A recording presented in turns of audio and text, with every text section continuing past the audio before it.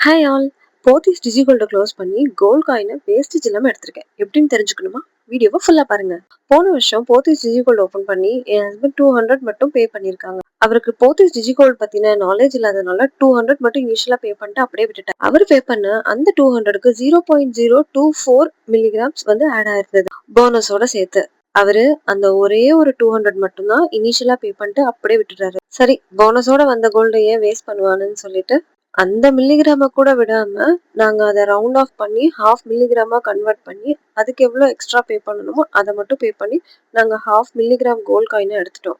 அக்ஷய திருதி 2வது நாளான ஏப்ரல் 20ஆம் தேதி எடுத்ததுனால மில்லிகிராம் கோல்ட் காயின்ஸ்க்கு எந்தவித வேஸ்டேஜும் இல்ல. வெறும் ஜிஎஸ்டி மட்டும் பே பண்ணி அப்படியே எடுத்துக்கிட்டோம்.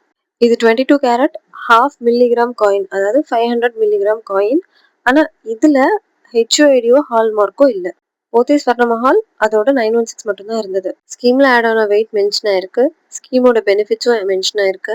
ஃபர்ஸ்ட் டே அக்ஷய திருதியை விட 2வது நாள் ஒரு கிராமுக்கு 45 ரூபா குறைஞ்சுதான் இருந்தது. இந்த 500 மில்லிகிராம் கோல்ட் காயினுக்கு அன்னைக்கு இருந்த ரேட் படி போனஸ் எல்லாம் போக 6,985 ருபீஸ், அதாவது 6,985 ரூபா நான் பே பண்ணேன். அக்ஷய திருதி ஆஃபர்னால காயின்ஸ்க்கு வேஸ்டேஜே இல்லாம எடுத்துட்டேன். நார்மலா டிஜி கோல்ட க்ளோஸ் பண்ணி எடுத்தா 3% நெக்ஸ்ட் இயர் இந்த ஆஃபர் வருமா என்னன்னு தெரியல. பட் இப்பவே யூட்டிலைஸ் பண்ணிக்கிட்டேன். நெக்ஸ்ட் வீடியோல பார்க்கலாம். பாய்.